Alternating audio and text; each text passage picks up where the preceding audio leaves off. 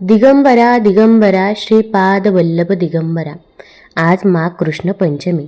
या तिथीला औदुंबर पंचमी असेही म्हणतात. भगवान श्री नरसिंह सरस्वती स्वामी महाराजांनी शैलगमन केल्यानंतर श्री नरसिंहवाडीच्या पुजाऱ्यांना पुन्हा प्रत्यक्ष देऊन 5 दिवस त्यांच्याकडून सेवा स्वीकारली होती आणि आजच्या पावन तिथीला श्री स्वामी महाराज अदृश्य झाले. म्हणून वाडीला श्री गुरुप्रतिपदेपासून औदुंबर पंचमीपर्यंत जागराचा महोत्सव होतो. श्री नरसिंह सरस्वती महाराजांच्या पादुकांची मध्यरात्री महापूजा होते व रात्रभर विविध उपक्रमांनी सेवा केली जाते. पहाटे श्रींचा पालखी सोहळा होतो. पंचमीच्या रात्री जागर झाल्यावर पहाटे दत्तगोपाळकाला संपन्न होऊन हा जागराचा महोत्सव समाप्त होतो. वाडीमध्ये हा महोत्सव मोठ्या आनंदात साजरा होत असतो. श्री विष्णूंचा नरसिंह अवतार तसेच दत्त आणि नाथ संप्रदायात औदुंबराला विशेष महत्त्व असल्याचे पाहायला मिळते. औदुंबराला कल्पवृक्षही संबोधले जाते. आधुनिक काळात अनेक झाडे वृक्ष यांच्या प्रजाती नष्ट होताना पाहायला मिळतात. अशा सणांच्या किंवा उत्सवांच्या निमित्ताने निसर्गपूजेचे महत्त्व, निसर्गातील झाडे वृक्ष यांचे महात्म्य गुणधर्म यांची ओळख पडते. ती पुढील पिढीपर्यंत पोहोचवता येते. तसेच निसर्गाची कृतज्ञता व्यक्त करता येते. अशा अनेक गोष्टी या निमित्ताने साध्य करता येऊ शकतात. या दिवशी औदुंबराच्या म्हणजेच उंबराच्या झाडाची पूजा केली जाते. साक्षात दत्त निवास असलेला पवित्र वृक्ष म्हणून औदुंबराची ख्याती आहे. 21 गुणांनी परिपूर्ण औदुंबर वृक्षाखाली सद्गुरू माऊली दत्तांनी साधना केली होती. औदुंबराला भूतलावरील कल्पवृक्ष म्हणतात, कारण प्रभू विष्णूने औदुंबराला आशीर्वाद दिला आहे की याला सदैव फळे येतील. तसेच या झाडाचे पूजन व भक्तीने सर्व मनोकामना पूर्ण होतील. या झाडाचे दर्शन केल्याने उग्रता शांत होईल. या झाडाच्या नियमित प्रदक्षिणा घातल्याने आपत्यप्राप्ती होईल. औदुंबराच्या सेवेने जन्मजन्मांतराची पापे नष्ट होतात व इच्छित फलप्राप्ती होते. औदुंबराखाली स्वतः दत्तात्रय श्री गुरुमूर्तींनी देखील नरसिंह मंत्राची उपासना केली होती. औदुंबराखाली एका ब्राह्मणाला जर जेवू घातले तर अनेक ब्राह्मणांना जेवण घातल्याचे फळ मिळते. औदुंबर वृक्षाखाली बसून निर्मळ मनाने जप केल्याने अनंत गुणांनी त्याची फळे मिळतात. औदुंबर वृक्षातळी निर्मळ मनाने एकचित्ताने एकादशीने रुद्र केला असता ते रुद्र केल्याचे फळ मिळते. औदुंबराच्या मंदगतीने प्रदक्षिणा केल्यावर खूप पुण्य पदरी पडतात. या झाडाच्या 1 लक्ष प्रदक्षिणा केल्याने कुष्ठरोग सारखे भयंकर रोग देखील जातात. औदुंबराच्या सावलीत जपानुष्ठान केल्याने आध्यात्मिक ज्ञानाची प्राप्ती होते आणि जपाचे अनंत पटीने फळ मिळते. औदुंबराखाली पाणी ठेवून त्या पाण्याने स्नान केल्याने भागीरथी नदीत स्नान केल्याचं पुण्य मिळतं. औदुंबराची सेवा केल्याने धन धान्य संपत्ती आरोग्य व सर्व प्रकारचे ऐश्वर्य प्राप्त होते. तर आज मी तुम्हाला औदुंबर पंचमीची म्हणजेच नरसिंह अवताराची कथा सांगणार आहे. ही कथा ऐकल्यामुळे आपल्याला दत्तगुरूंचा भगवान विष्णूंचा आशीर्वाद प्राप्त होतो व आपल्या आयुष्यातील संकट दुःख दारिद्र्य हे दूर होण्यास मदत होत असते. त्यामुळे व्हिडिओ स्किप न करता शेवटपर्यंत जरूर बघा. चॅनलवरती नवीन असाल तर चॅनल लाईक करा आणि सबस्क्राईब देखील करा. तसेच कमेंटमध्ये श्री गुरुदेव दत्त किंवा दिगंबरा दिगंबरा श्रीपाद वल्लभ दिगंबरा किंवा ओम नमो भगवते वासुदेवाय लिहायला विसरू नका, जेणेकरून आपल्याला देखील दत्तगुरूंचा आशीर्वाद नक्कीच प्राप्त होईल. एक हिरण्यकश्यपू नावाचा राजा होता. तो दैत्यांचा राजा होता. स्वर्गात राहणाऱ्या देवांचे दैत्य हे चुलत भाऊच होते. कधी कधी दैत्य हे इतके सामर्थ्यवान व्हायचे की ते सगळ्या देवांना स्वर्गातून पळवून लावायचे. मग सारे देव विष्णूची प्रार्थना करायचे. विष्णू हा विश्वाचा देव होता. जेव्हा जेव्हा देव त्याची प्रार्थना करायचे तेव्हा तेव्हा विष्णू नेहमी त्यांना मदत करायचा. त्यामुळे मग दैत्यांना दूर करून देव पुन्हा स्वर्गात शांतपणे राहू शकायचे. पण आता पुन्हा हिरण्यकश्यपूने साऱ्या देवांना स्वर्गाबाहेर हकलून दिले होते. तो स्वतः स्वर्गाच्या सिंहासनावर आरूढ झाला आणि त्याने पृथ्वी जिथे माणसं आणि प्राणी राहायचे, स्वर्ग जिथे देव राहायचे आणि पाताळ जिथे दैत्य राहायचे, अशा तिन्ही लोकांचा स्वामी म्हणून स्वतःला घोषित केले. राजा हिरण्यकश्यपूने स्वतः असे देखील घोषित केले की मी विष्णूपेक्षाही श्रेष्ठ आहे. यापुढे कोणीही विष्णूंची पूजा करणार नाही, फक्त माझीच पूजा व्हायला पाहिजे. विष्णू नव्हे तर मीच विश्वाचा राजा आहे. हिरण्यकश्यपूला एक प्रल्हाद नावाचा मुलगा होता. प्रल्हाद त्याच्या वडिलांसारखा बिलकुल नव्हता. त्याची देवावर भक्ती होती आणि विशेष करून भगवान विष्णूवर त्याची श्रद्धा होती. अगदी लहानपणापासूनच प्रल्हाद रोज विष्णूंची प्रार्थना करत असे. तो म्हणायचा, विष्णू हाच माझा परममित्र आहे आणि माझं विष्णूवरच प्रेम आहे. जेव्हा हिरण्यकश्यपूने ऐकलं की प्रल्हादाचं विष्णूवर प्रेम आहे आणि तो रोज विष्णूंची प्रार्थना करतो, तेव्हा त्याने प्रल्हादला 2 शिक्षकांबरोबर राहायला पाठवून दिलं. त्याने शिक्षकांना सांगितलं की माझ्या मुलाला प्रत्येक गोष्ट शिकवा, पण देवाबद्दल शिकवू नका आणि विष्णूबद्दल तर अजिबात काही शिकवू नका. त्याच्या कानावर विष्णूंचं नावही पडता कामा नाही. ते दोघेही शिक्षक राजकुमाराला त्यांच्या स्वतःच्या घरी घेऊन गेले आणि त्याच्या बरोबरीच्या इतर मुलांबरोबर त्याला शिकवायला सुरुवात केली. त्याला वाचायला पुस्तकं दिली आणि विष्णूंचं नावही निघणार नाही याची त्यांनी काळजी घेतली. एके दिवशी शिक्षकांना आढळून आलं की प्रल्हाद त्याची पुस्तकं वाचण्याऐवजी इतर मुलांना विष्णूबद्दल शिकवण्यात मग्न आहे. म्हणून एक शिक्षक त्याला म्हणाले, तू विष्णूबद्दल बोलता कामा नये, तुझे वडील त्यामुळे रागवतील. प्रल्हादाने उत्तर दिलं की पण मला विष्णूबद्दल बोलणं आवश्यक आहे. माझं विष्णूवर प्रेम आहे. माझे वडील जरी रागवले तरी मी विष्णूबद्दल बोलणार. विष्णू हा भगवान आहे आणि मी त्यांची प्रार्थना करतो. तुमच्या शाळेतल्या मुलांना देवाची प्रार्थना कशी करायची ते ठाऊक नाही आणि विष्णूंची पूजा कशी करायची तेही त्यांना माहीत नाही, म्हणून मी त्यांना शिकवत आहे. शिक्षकांना धक्काच बसला आणि राजाला हे कळलं तर तो रागवेल म्हणून ते घाबरले. तसेच तो आपल्यावरही रागवेल म्हणून ते चिंतेत पडले. म्हणून ते राजा हिरण्यकश्यपकडे गेले आणि त्यांनी राजाला स्पष्ट करून सांगितलं की त्यांनी प्रल्हादला विष्णूविषयी शिकवलेलं नाही, तर प्रल्हाद स्वतःच इतर मुलांना विष्णूंची उपासना कशी करायची ते शिकवत होता. हे ऐकल्यावर राजा हिरण्यकश्यपने अतिशय संतापला. तो गरजला, प्रल्हादला इकडे माझ्यासमोर आणा, मीच त्याची विष्णूपूजा बंद करतो. जेव्हा शिक्षकांनी नगरात राजाकडे प्रल्हादला आणलं तेव्हा तो त्याला प्रेमाने आणि मृदू आवाजात म्हणाला, बाळा, तू विष्णूपूजा का करतोस? मी तुला सांगितलं नाही का की मी फक्त राजाच नाही तर मी तिन्ही लोकांचा स्वामीही आहे. मी विष्णूपेक्षा श्रेष्ठ आहे. तू फक्त माझीच पूजा केली पाहिजेस, विष्णूची नाही. प्रल्हादानं धीटपणे उत्तर दिलं, होय, तुम्ही मला हे सारं शिकवलं होतं, पण तुम्ही सांगताय ते काही बरोबर नाही. तेव्हा राजाने विचारलं, तुझ्या म्हणण्याचा अर्थ तरी काय? ते बरोबर नाही असं तुला कसं वाटतंय? मी जे सांगतो त्याच्यावर विश्वास ठेवला पाहिजेस. प्रल्हादाने विचारलं, तुम्ही विष्णूपेक्षा श्रेष्ठ नाही हे मला माहीत आहे, कारण विष्णू हा विश्वाचा स्वामी आहे. तुम्ही राजा आहात हे खरं आहे, पण विष्णूला जोपर्यंत मान्य आहे तोपर्यंतच तुम्ही राजा राहू शकाल. हिरण्यकश्यपने त्यावर फार चिडला. तो म्हणाला, असं बोलण्याची तुझी हिंमत तरी कशी झाली? ठीक आहे, माझी शक्ती तुला दाखवतो. लवकरच तुला कळेल की मीच विष्णूपेक्षा श्रेष्ठ आहे. नंतर राजाने त्याच्या सैनिकांना बोलवलं आणि त्यांना प्रल्हादला मारण्याची आज्ञा केली. सैनिकांनी प्रल्हादला पकडले आणि त्यांनी असं करता क्षणीच प्रल्हादनं आपलं मन विष्णूंच्या ठाई एकवटलं. सैनिकांनी त्याला आपले भाले टोचले, पण प्रल्हादला काही वेदना जाणवलीच नाही. जणू ते भाले त्या शूर मुलाला जखमी करण्यात असमर्थ ठरले. हे पाहून हिरण्यकश्यप खूप घाबरला. तो ओरडला, मारा त्याला, मारा त्याला. तुम्ही सैनिक अगदी कुचकामी आहात. त्या मुलाला मारून टाकण्याचा उपाय शोधा. सैनिक म्हणाले, आम्ही कसं मारू शकू? आमचे भाले त्याला काही सुद्धा करू शकले नाहीत. तेव्हा राजा गरजला, मग हत्ती आणा, एक मधोमध हत्ती आणा. असा हत्ती चटकन त्याला चिरडून टाकेल. नंतर एक माजलेला हत्ती राजवाड्यातल्या पटांगणात आणला गेला. मग सैनिकांनी प्रल्हादला पकडलं आणि त्या माजलेल्या हत्तीसमोर टाकलं. पण प्रल्हादचे मन विष्णूवर केंद्रित झालं होतं आणि त्या माजलेल्या हत्तीचे पाय त्याला चिरडू शकले नाहीत. प्रल्हादचं शरीर जणू लोखंडाचं बनलं होतं. हिरण्यकश्यपने पुन्हा किंचाळला, या मुलाला मारण्यासाठी आणखी एखादा मार्ग बघा. समुद्राजवळ एक उंच कडा आहे, त्याला त्या कड्यावरून भिरकावून द्या. सैनिकांनी प्रल्हादला उचलले आणि कड्यावरून भिरकावले. पण प्रल्हाद एखादे फूल जसे गवतावर अलगद पडावे तसा अलगद पृथ्वीवर तरंगत आला. राजा संतापाने म्हणाला, मारा त्याला, मारून टाका. त्याला मारण्याचा आणखी एखादा उपाय योजा. सैनिक म्हणाले, त्याच्यावर विषप्रयोग करूया. विषापासून काही त्याचा बचाव होऊ शकणार नाही. त्यांनी प्रल्हादाला विष खायला दिले, पण विषाचा सुद्धा काही परिणाम झाला नाही, कारण प्रल्हाद मनापासून सतत विष्णूचाच धावा करत होता. हिरण्यकश्यप ओरडला, त्याला जाळून टाका. मग सैनिकांनी प्रल्हादला मोठमोठ्या लाकडाच्या ओडक्यांना बांधून टाकले. नंतर त्याच्या भोवती त्यांनी आणखी लाकडे रचली. त्यांना वाटलं, आता त्याचा मात्र उपयोग होईल. या लाकडामुळे जाळ भडकेल आणि तो निसटून जाऊ शकणार नाही. पण जेव्हा लाकडं पेटू लागले तेव्हा त्यांना आढळून आलं की लाकूड पेटच घेत नाहीये. हिरण्यकश्यप म्हणाला, हे लाकूड नक्की ओलसर असलं पाहिजे. तुम्ही सारेजण मूर्ख आहात. त्याला मारण्यासाठी आणखी एखादा उपाय करा. त्याला काही खायला देऊ नका.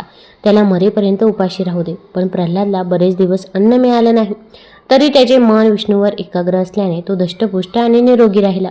त्यावर मग राजा म्हणाला, त्याला विहिरीत फेका, त्याला आणि बाहेर येऊ देऊ नका. म्हणून मग सैनिकांनी प्रल्हादला एका खोल विहिरीत टाकले. दिवसेंदिवस प्रल्हाद विहिरीत राहिला. आपले डोके पाण्याच्या वर ठेवून तो विष्णूंच्या चिंतनात मग्न होता. तो म्हणाला, मला ठाऊक आहे की विष्णू नेहमीच माझ्याजवळ आहे आणि माझी विष्णूवरच भक्ती आहे आणि त्यामुळे प्रल्हाद काही विहिरीत मरण पावला नाही. मग राजा म्हणाला, आता मला जादूचाच वापर करायला पाहिजे. शक्य असेल तितक्या श्रेष्ठ जादूगारांना बोलवा. देशातले श्रेष्ठ जादूगार आले आणि राजाने त्यांना आपल्या जादूचा वापर करून लवकरात लवकर प्रल्हादला मारून टाकायला सांगितले. त्या सर्व जादूगारांनी खूप म्हणजे खूपच प्रयत्न केले, पण त्यांच्या जादूचा काही उपयोग झाला नाही. ते काही प्रल्हादला मारू शकले नाही. प्रल्हाद फक्त विष्णूंबद्दलच विचार करायचा आणि बोलायचा. अर्थातच त्यामुळे त्याचे मन शांत आणि आनंदी होते. प्रल्हाद पुन्हा म्हणाला, विष्णू नेहमी माझ्याबरोबर आहे. माझं विष्णूवर प्रेम आहे, म्हणून काही मला अपाय करू शकत नाही. नंतर हिरण्यकश्यपू राजाने सैनिकांना आज्ञा केली की त्याला पाताळातून आणलेल्या भयंकर सर्पांनी बांधून टाकावं. ते सर्प बळकट दोरांपेक्षाही बळकट होते आणि अशा सर्पांद्वारे सैनिकांनी प्रल्हादला बांधून टाकलं. हिरण्यकश्यपू रागाने म्हणाला, आता त्याला समुद्राच्या तळाशी भिरकावून द्या आणि त्याला एका डोंगराने झाकून टाका. त्याला तिथेच मरू दे. तो काही लगेच मरायचा नाही, पण मरेल नक्कीच, अगदी निश्चितच. त्याला त्या भयंकर सर्पांनी बांधून समुद्रात फेकलं गेलं आणि वरून डोंगराने झाकलं गेलं. तरीसुद्धा प्रल्हादचे मन विष्णूवरच केंद्रित झालेले होते. तो पुन्हा पुन्हा विष्णूंची प्रार्थना करत होता. हे विष्णू देवा, हे विष्णू, मी तुला अभिवादन करतो. अशा प्रकारे विष्णूंचा विचार करत असताना आणि विष्णूंचे ध्यान करत असताना त्याला विष्णू त्याच्याजवळ आहे असे जाणवू लागले. तो पाण्याच्या खोल तळाशी बुडत जात असताना विचार करत होता, विष्णू सर्व काळ माझ्याजवळ आहे. विष्णू माझ्याजवळ आहे, त्यामुळे भीतीचं काही कारण नाही. मला काहीही झालं तरी मला ठाऊक आहे की विष्णू सदैव माझ्याजवळच आहे. हे विश्वविधात्या विष्णू, माझा तुला नमस्कार असो. अशा प्रकारे विष्णूंचा विचार करत असताना आणि चिंतन करत असताना त्याला विष्णू त्याच्या जवळच नाही, तर त्याच्या हृदयातच आहे असं जाणवू लागले. त्याला जाणवू लागले की तो विष्णू एकरूपच आहे आणि खरं तर तो स्वतःच विष्णू आहे. तो विचार करू लागला, मी विष्णूपासून वेगळा नाही, तर मी विष्णूशी एकरूपच आहे. मीच विष्णू आहे. मी सर्वत्र आहे. सगळ्या वस्तूंमध्ये मी आहे आणि सर्व वस्तू म्हणजेच मी आहे. ज्या क्षणी प्रल्हादनं असा विचार केला आणि समजून घेतलं की तोच जगातल्या साऱ्या वस्तूंमध्ये सामावलेला आहे, त्या क्षणी त्यांनी त्याला बांधून टाकलं होतं ते भयंकर दोरांसारखे सर्प अचानक तुकडे होऊन बाजूला पडले. त्यावेळी प्रल्हादच्या डोक्यावर असलेल्या पर्वताचेही दुभंगून तुकडे होऊ लागले आणि तेही बाजूला पडून वाहून गेले. मग समुद्रातलं पाणीही प्रल्हादला घेऊन वरवर येऊ लागलं. प्रल्हाद अलगदपणे लाटांवर उचलला गेला आणि सुरक्षितपणे किनाऱ्यावर पोहोचला. तिथे उभा असताना मी दैत्य आहे, मुलगा आहे, प्रल्हाद आहे असं सारं प्रल्हाद विसरून गेला. तो सर्वशक्तिमान आहे असं त्याला वाटलं. त्याला जाणवलं की विश्वातील सारी शक्ती त्याच्यामधूनच बाहेर पडत आहे, त्यामुळे निसर्गातील काहीही त्याला अपाय करू शकत नाही. तो स्वतःच निसर्गाचा चालक आहे. प्रल्हाद बराच वेळ किनाऱ्यावर उभा होता. तेव्हाच त्याच्या मनात हे सगळे नवीन आणि वेगळेच विचार तरळू लागले. मग त्याला हळूहळू जाणीव होऊ लागली की तो एक मुलगा आहे. त्याला शरीर आहे आणि त्याचं प्रल्हाद असं नाव आहे. पण आता तो नवीनच प्रल्हाद होता, कारण त्याला उमगलं होतं की भगवान विष्णू त्याच्या हृदयात आणि जगात सर्वत्र त्याच्या भोवती आहे. प्रत्येक गोष्ट त्याला विष्णू समानच दिसू लागली होती. राजा हिरण्यकश्यपला लवकरच ही बातमी कळाली की प्रल्हाद मरण पावलेला नाही आणि तो समुद्र किनाऱ्यावरती उभा आहे. राजा स्वतःशीच विचार करू लागला, आता मी काय करावं? हा मुलगा म्हणजे मला मोठा धोकाच आहे. त्याची विष्णूवर श्रद्धा आहे आणि विष्णू तर माझा शत्रू आहे. ज्या अर्थी मी या मुलाला मारून टाकू शकलो नाही, त्या अर्थी मला जपून राहिलं पाहिजे. मला त्याच्याशी प्रेमानं बोललं पाहिजे आणि त्याला विष्णूची भक्ती करण्यापासून परावृत्त केलं पाहिजे. म्हणून मग हिरण्यकश्यपने प्रल्हादला बोलवलं आणि तो म्हणाला, बाळा माझा ऐक, मी दैत्यांचा राजा आहे आणि तू माझा मुलगा आहेस. जेव्हा तू मोठा होशील तेव्हा तू दैत्यांचा राजा होशील. म्हणून आता तू तुझ्या विष्णूंचा त्याग कर आणि राजा कसं व्हायचं ते शिक. मी विष्णूंपेक्षा श्रेष्ठ आहे हे मी तुला आधीच सांगितलं आहे. तू विष्णूंची नव्हे तर माझीच पूजा केली पाहिजेस. प्रल्हादनं त्यावर उत्तर दिलं, तुम्ही विष्णूंपेक्षा श्रेष्ठ नाही. विष्णूंपेक्षा खरं तर कोणीच श्रेष्ठ नाही. राजा म्हणाला, तू अजून लहान आहेस. या साऱ्या गोष्टी कळायला तू फारच लहान आहेस. चंद्रासाठी रडणारं तू एक छोटं मुलंच आहेस. प्रल्हाद म्हणाला, मी चंद्रासाठी रडत नाहीये, कारण मला माहीत आहे की विष्णूंचं माझ्यावर प्रेम आहे आणि मला हे सुद्धा माहीत आहे की विष्णूला जोपर्यंत मान्य आहे तोपर्यंतच तुम्ही राजा राहाल. राजाला फार राग आला. यावेळी त्यानं त्याचा राग दाखवला नाही. तो म्हणाला, तू अगदीच बाळ आहेस. जा आणि खेळ, तुझ्या पाठशाळेमध्ये जा. म्हणून हिरण्यकश्यपने पूर्वीप्रमाणेच प्रल्हादला त्याच्या 2 शिक्षकांकडे परत पाठवलं आणि त्यांनी शिक्षकांनाही सांगितलं, माझ्या मुलाला राजाची कर्तव्य शिकवा. पण प्रल्हादला राजाची कर्तव्य शिकायची नव्हती. तो त्याचा वेळ इतर मुलांना विष्णूंची भक्ती आणि श्रद्धा याबद्दल शिकवण्यात घालवत असे. त्यामुळे दोन्ही शिक्षक घाईने पुन्हा हिरण्यकश्यपकडे परत आले आणि प्रल्हाद काय करत आहे ते त्याला सांगितलं. यावेळी राजा पूर्वीपेक्षाही जास्त रागावला. तो संतापाने वेडापिसा झाला. तो गरजला, प्रल्हादला माझ्याकडे घेऊन या. म्हणून मग प्रल्हादला त्याच्या वडिलांकडे परत पाठवण्यात आलं. राजा अतिशय चिडला आहे हे त्यांनी बघितलं. राजा म्हणाला, तुला विष्णूची पूजा करायला मी शाळेत परत पाठवलं नव्हतं. आता माझं ऐक, तू विष्णूची पूजा करणं थांबवलंच पाहिजे.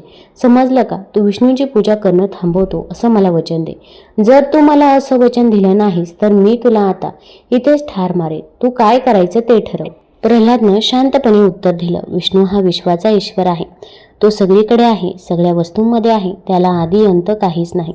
विष्णूंपेक्षा श्रेष्ठ कोणीही नाही. म्हणून फक्त हा विष्णूंचीच पूजा करायला हवी. राजा ओरडला, दृष्टा विष्णू सगळीकडे सगळ्या वस्तूंमध्ये आहे असं तू कसं म्हणू शकतोस? किती मूर्खपणा. तो तिथला खांब बघ. तुला असं म्हणायचं का की विष्णू आता त्या खांबात लपलेला आहे? हा बाळा, तू किती वेड्यासारखा बोलतोस. प्रल्हाद शांतपणे म्हणाला, होय खरंच, विष्णू खरोखरच त्या खांबाच्या आत आहे. राजा म्हणाला, तुला खरंच असं वाटतं? ठीक आहे, मीच तुला दाखवतो. जर तो तिथं असेल तर त्यालाच तुला वाचवू दे आणि जर तो तिथं नसेल तर मीच तुला या तलवारीने आत्ता मारेन. राजा झटकन खांबाकडे गेला आणि तो तलवारीने सपकन खांबावर त्याने एक वार केला. त्याच क्षणी एक गडगडाट ऐकू आला. तो खांब तडकला आणि त्याच्या आतून विष्णू प्रकट झाले. विष्णू त्याच्या सर्वात जास्त भीतीदायक रूपात होते. अर्धा सिंह आणि अर्धा माणूस, ज्याला नरसिंह असं म्हणतात. राजाच्या पाठीमागे उभे असलेले दैत्य भीतीने धूम पळून गेले. मग दोघांमध्ये अटातटीचे युद्ध सुरू झाले. मग नरसिंहांनी आपल्या प्रखर नखांनी हिरण्यकश्यपला महालाच्या उंबरठ्यावर आपल्या मांडीवर ठेवून त्याचे पोट फाडून ठार मारले. अशा रीतीने भक्त प्रल्हादला छळणाऱ्या असुराचा वध झाला. परंतु त्या दैत्याच्या पोटातील कालकूट विष त्या नरसिंहरूपी विष्णूंच्या नखात भरले आणि त्यांच्या नखांचा दाह होऊ लागला. यावर देवी महालक्ष्मीने जवळच्याच औदुंबराची पिकलेली फळे आणून त्यात श्री नरसिंहांना आपली नखे खुपसवायला सांगितले. त्या औषधाचा परिणाम झाला व नरसिंहांच्या नखाचा दाह शांत झाला. याने उग्ररूप नरसिंह शांत झाला. तेव्हा विष्णुदेवी लक्ष्मीवर प्रसन्न झाले आणि त्यांनी औदुंबराला आशीर्वाद दिला की हे औदुंबर वृक्ष आपल्यावर सदैव फळे येतील. आपले नाव कल्पवृक्ष असे प्रसिद्ध होईल आणि आपली पूजा सेवा करणाऱ्यांच्या सर्व मनोकामना पूर्ण होतील. आपल्या दर्शन मात्राने उग्रता शांत होईल. आपल्या नियमित प्रदक्षिणा घातल्याने अपत्यप्राप्ती होईल. याच कारणामुळे औदुंबराला भूतलावरील कल्पवृक्ष म्हणतात. त्यामुळे आपण देखील औदुंबर पंचमीच्या दिवशी औदुंबराच्या म्हणजेच उंबराच्या झाडाची पूजा जरूर करायची आहे. आपण औदुंबर वृक्षाला पाणी घालायचं आहे. त्यासोबत कच्चं दूध घ्यायचं आहे. त्यामध्ये चिमूटभर हळद टाकायची आहे आणि हे कच्चं दूध आणि हळद देखील या झाडाला अर्पण करायचं आहे. औदुंबराच्या म्हणजेच उंबराच्या झाडाखाली आपण एक शुद्ध तुपाचा दिवा देखील या दिवशी आवर्जून लावावा. त्याचसोबत औदुंबर वृक्षाला आपण 11 किंवा 7 प्रदक्षिणा करायच्या आहे. प्रदक्षिणा करत असताना आपण दिगंबरा दिगंबरा श्रीपाद वल्लभ दिगंबरा, दिगंबरा दिगंबरा श्रीपाद वल्लभ दिगंबरा या मंत्राचा देखील जप करायचा आहे. यामुळे आपल्याला दत्तगुरूंचा आशीर्वाद प्राप्त होईल व आपल्या आयुष्यामध्ये येणारी अडचणी, अडथळे, संकटे नक्कीच दूर होतील. तसेच याच दिवशी औदुंबर वृक्षाखाली बसून आपण गुरुचरित्रमधील अध्याय 11 तसेच अध्याय 52-53 आवर्जून पठण करायचे आहे. पठण करणे शक्य होत नसेल तर श्रवण केलं तरी पण चालेल किंवा अगदी तुम्हाला जर संपूर्ण गुरुचरित्र पारायण करणे शक्य होत असेल तर आवर्जून संपूर्ण गुरुचरित्र पारायण देखील तुम्ही तिथे बसून पठण करू शकता. यामुळे आपल्याला दत्तगुरूंचा आशीर्वाद नक्कीच प्राप्त होतो व आपल्या आयुष्यातील संकटे, दुःखे नक्कीच दूर होत असतात. तुम्हाला जर हा व्हिडिओ आवडला असेल तर चॅनलला लाईक करा, सबस्क्राईब करा आणि आपल्या मित्रपरिवारासोबत जरूर शेअर करा. धन्यवाद.